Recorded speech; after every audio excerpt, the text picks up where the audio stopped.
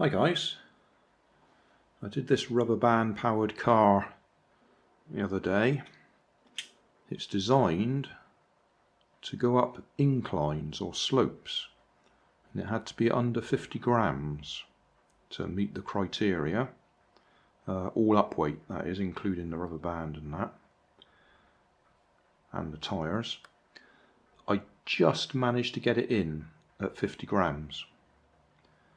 And then on a different video, my friend Maynard, I think it is, apologies if I got the name wrong, he suggested doing a three-wheel car.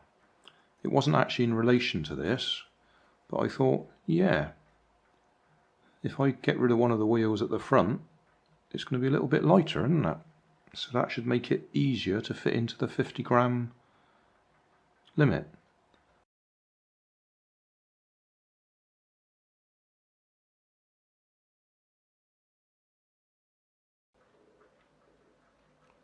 Summary time.